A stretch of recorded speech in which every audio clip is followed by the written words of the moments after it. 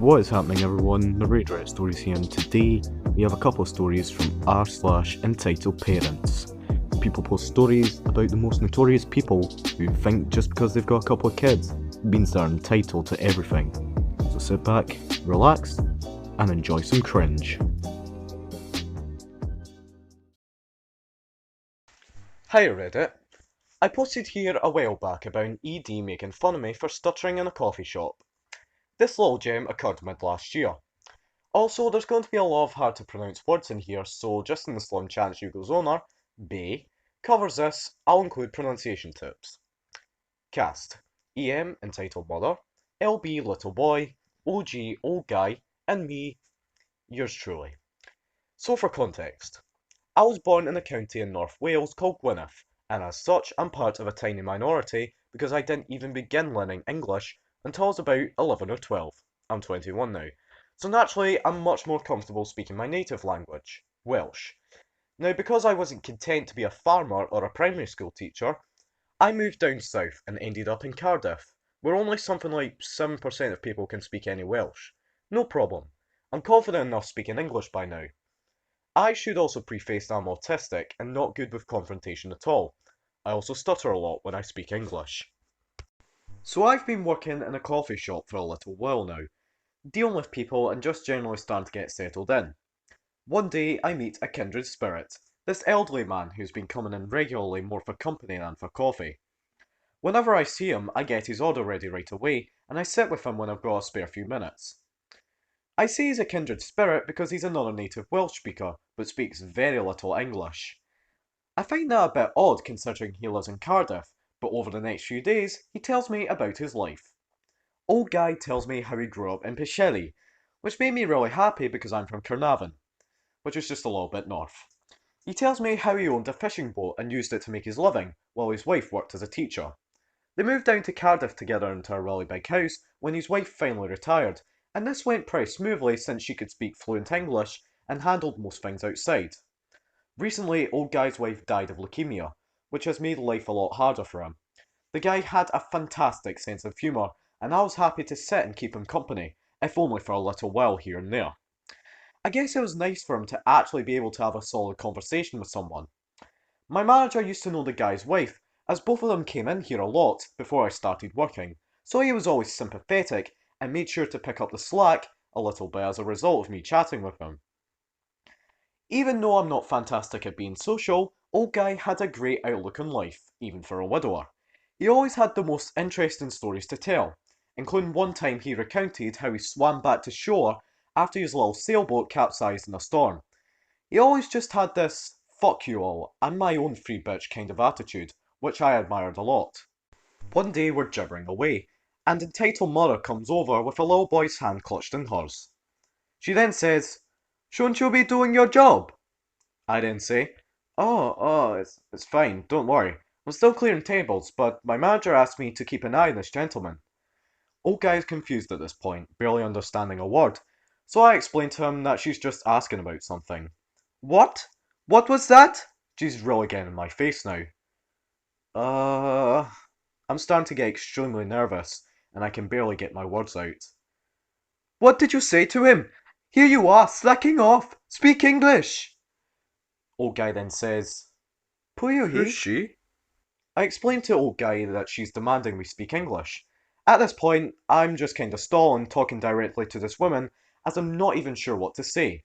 The little kid she's with is looking slightly alarmed at what his mum is doing. She then says, "You're in Wales! Speak English for God's sake, not this Middle Eastern crap!" Excuse me? "You heard me!" The little boy then asks, "Mom, are we getting any food yet?"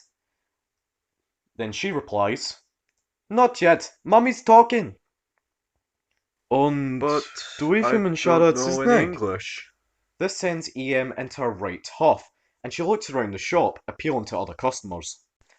EM then says, "Sorry, but I don't appreciate lazy foreigners in my country, in my coffee shop." Yes, she really said my. What kind of example are you setting for my son? At this point, another customer, who undoubtedly heard old guy and I having a very animated conversation, calls to her from the other side of the shop and says, "Hey lady, you're in Wales, they're speaking Welsh. You know that, right?" A few other customers start giggling a bit before shaking their heads dismissively and going back to what they were doing. "Stay out of it!" She snaps at the customer, then turns back to me, although she's certainly gone a deep shade of red now. She's obviously doubling down. At this point, I'm just kind of frozen in social anxiety, not sure how to turn my mind words into mouth words anymore. Yeah, we're in wait. Go on, say something then, and it better be in English. I looked briefly to old guy, who just had this evil, malicious compliance-like grin on his face, and in the thickest Welsh accent you can imagine, "Turn around, go right now, finger your mum, cheeky cow." Anyone in the immediate vicinity just goes silent and stares. Even I was straight up not expecting that to come out of this guy's mouth. In a right huff, entitled mother stomps out of the shop, wailing little boy clutched in hand. I look at old guy, who just bursts into a fit of laughter. I then ask him, "How did you know how to..." Old guy then cuts me off and goes on to explain to me that his wife told him to say that because she had this friend who would constantly poke fun at him knowing he wouldn't understand. His wife would nudge him and he delivered that line to shut her up. "Old guy, even though you're not with us anymore on Earth, I'll never forget you, and your refusal to take anyone's bullcrap. I wish I had you for a granddad. R.I.P." First off, I am sorry for any grammar/spell mistakes, as English isn't my native language. This is also going to be a long post, but I will put a TLDR at the bottom for those who only want the gist of the story. My biological father, which is all he has ever been for me, and my mother, who has been a great single mother without entitlement in this, divorced when I was about 10 years old. Now, the things my dad did will be summarised in the chronological order. My dad had been cheating on my mother numerous times with multiple women. Even though I was like 7 or 8 years old, even I noticed something was up, as I would notice my father coming home with the smell of perfume, while my mother never used perfume. She's allergic, and so am I, and I actually caught my father more than once in my parents' bed with another woman whenever I'd come home from school. Not only that, the entire neighbourhood knew about this. And of course, my mother heard the rumours and confronted them more than once. Eventually, she grew tired of arguing every evening. My dad would often get a tad aggressive and throw things around while angry when she dared to show him proof of his cheating on her, and decided to divorce him. Now, after this divorce, my dad ended up starting to spread rumours that my mother is the one who cheated on him. He even went as far as telling people he isn't sure my siblings and I are actually his children. My father was obviously becoming an alcoholic. My mother was able to keep it down by never buying him alcohol, though he would end up spending money for groceries and alcohol for him. But after the divorce, he had moved out of his alcoholism. It started to get clearer and clearer to us that he would get really grumpy when he couldn't start his day with some Bacardi and cola. My father started spreading more lies than the previous one about my mother, and some people ended up calling our version of CPS on her due to the insane stuff he claimed. My mother got very, very exasperated with CPS agents showing up every once in a while, only to have them verify none of what was being claimed was true. Eventually, my mother had been put on a list on not to check out, as it was pretty clear people called for false reasons. Some of these lies were forced prostitution, drug abuse, physical abuse, mental abuse. There are more, but I'm having a hard time finding the English terms for them, and figured these would paint the picture enough. My father would keep on getting a new girlfriend, move in with her for a while, and when he got tired of her, he would dump her, move out, taking as much of her stuff as he can, and start telling people that he did so much for her, and then just throw him out like a piece of used gum. Due to this happening constantly, eventually my siblings and I, had a hard time believing him, and my younger brother ended up keeping contact with one of the more recent girlfriends to find out the truth. This girlfriend lost a lot of things due to him going behind her back, selling some of her valuable collectible antiques, which to her had been extra valuable as she inherited those from her grandmother. He had her pay for BS, and in total lost around €100,000 from having housed him for 3 years. Sadly, she has no physical proof of anything, so she couldn't go to court for it. Not even small claims court would be able to help her. This has been over 10 years ago by now, so no need to start giving advice for her. Even if she ends up realising she can sue him, it's too late by now anyways. Around the same time, about 10 years ago, I had arguments with him on a regular basis. My siblings and I had been told we have to visit him every 2 weeks on the weekend and half of the holidays. We did that, and none of us enjoyed it. We would always be reprimanded for BS reasons, and he especially disliked me because I look, behave, and talk a lot like my mother. I'm kind of proud of that, to be honest. And my father started doing to me what he did to my mother, and that is spreading lies. I figured out from talking to some of my dad's friends that he would tell everyone I was a drug dealer in school, I was a prostitute, and so on. If these things are true, where's all my money, Dad? Couldn't help but insert this little joke. A few times already I had been expressing my feelings about never wanting to visit him again. It isn't fun when you find out that your own father spreads these kinds of lies about you. Now, when I turned 14, I had asked people not to give me gifts for my birthday, but instead a bit of money, as I was saving up for a new phone. Smartphones didn't exist yet, and new phones could actually be as cheap as €50. So my grandparents gave me €20, one of my grandparents' friends gave me €5, and another gave me €5 as well, while I had €10 still in my wallet, which was that month's allowance I had kept for that day. So in total, I had €40 in my wallet when I went to visit my father for the weekend. I was planning on buying a phone later that week with my mother, who would add another €10 for my birthday. We were living not all too great financially, as my mother had had some medical issues due to the job she used to have, and she has been doing an adult education course in order to get another job that she could do with her permanently damaged back.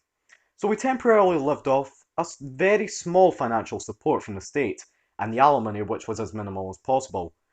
I'll say more about that later. At my father's girlfriend's place, he knew how much I had gotten, and suddenly the day I arrived, his girlfriend was missing a whopping €40 out of her wallet, and my father claimed to have seen me hold said wallet. I told him that money I had was my birthday money I had gotten, and to call Grandma she would confirm. My father claimed he had called her and that Grandma had denied this to be true. So I ended up throwing my wallet at his face and told him to choke on it. He didn't like me doing so, he took the money and threw my now empty wallet back at me.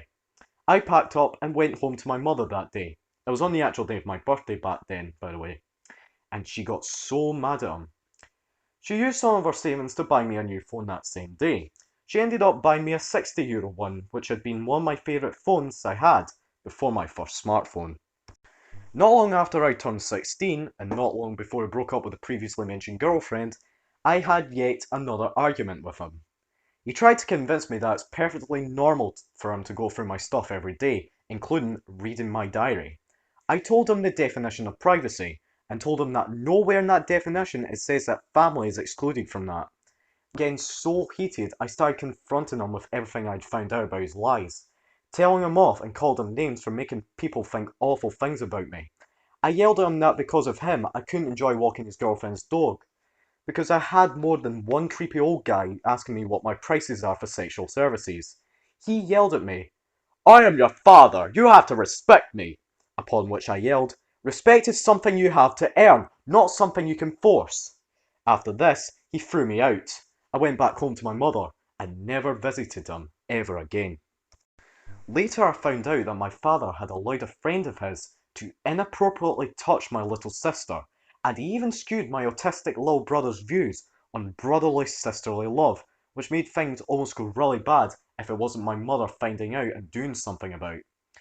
My mother considered getting all three of us to no longer visit him, but my brother and sister told her they will keep visiting in order to keep the family drama down, as they knew that my grandparents would tell everyone that my mother is keeping their poor son from seeing his own kids, etc. They had already been telling everyone that my mother turned me against my father. A few years went past, and my mother started to notice that my father no longer paid his alimony. Upon the divorce, my mother had chosen to only ask the minimum alimony, which was just for us, the kids, and nothing for herself. She also didn't get said alimony indexed, something that should happen every 4 years and increase how much she had to pay, as she didn't want to milk him out. So for us, three kids, all he had to pay for years by was €330 a month, aka €110 a kid per month. He suddenly had stopped paying, and when my mother contacted him about it, he immediately went off at her, telling her that she is a leech and she just wants to see him in trouble by squeezing him dry. Note, by this time he had already paid nothing for 6 months. So my mother grew tired of it and got in contact with a government institute especially for these things. She showed them all the paperwork and told them her story. They told her that my father should be lucky he had only had to pay so little and it never got indexed, but his behaviour was not acceptable. When this institute contacted him, he still refused to pay a fine, so it ended up in small claims court, which my mother won without a sweat. He had to pay what he hadn't paid, and the indexing was effective immediately. He started telling all his friends and family that my mother was a harpy who wanted to get all his money from him. But my brother and sister knew the truth and shut him down with it. They both had grown tired of this behaviour as well. To top it off, a bit before this, he had gotten married to his no idea how to manifest girlfriend, and after the small claims court, he divorced her. They were married for a whopping whole month, and he blamed my mother, squeezing him dry, as the reason for their divorce. Something my siblings and I call BS, as divorcing is more expensive than marrying. Now, ever since I stopped visiting him when I turned 16, I haven't talked to him either, unless it was when I dropped off my siblings on the day he couldn't come pick them up, which only happened the first 2 years, as after that, my siblings were able just to go by themselves. 10 years later, I'm 26 now, he suddenly started getting in contact with me again. He found out that I had moved out of my mother's place and I had been struggling financially due to losing my job not long after moving out. I have a new and great job now. And he tried to play the concerned father who had been there for me all of a sudden. According to my siblings, his current girlfriend made him get in contact with me in order to mend the bond. According to them, he has changed, but not much, thanks to her too. I guess he finally sort of grew up, but is still stuck with certain ways of his. He still spreads lies about my mother, for example, something my siblings have confirmed. I am giving him a chance now, a chance to prove he can be an actual father and be reasonable, though at the same time, I make sure to keep enough distance for now. Recently, his girlfriend invited me over to have a surprise birthday party for him. My siblings would be there too, and I decided, why not? It was an opportunity for me to try and get to know this new girlfriend of his, and to get a bit of reading on how he behaves. He drank less alcohol now. He wouldn't get as aggressive anymore when things didn't go his way. And I was starting to think he had actually changed, until I started finding out about the things he likes to say about my mother to his girlfriend. He told his girlfriend that everything which went wrong in his life was my mother's fault, or as he likes to call her, his harpy ex, and he even convinced his girlfriend that I was struggling at that point because my mother so-called refuses to help me. My mother is an angel. She has been helping me a lot and bought me groceries when I couldn't feed myself. She can't do too much because she still has my sister and my stepdad to feed as well, and her current job doesn't make her rich as fuck either. So for now, I'm still not convinced enough about my father's change to let him back into my life.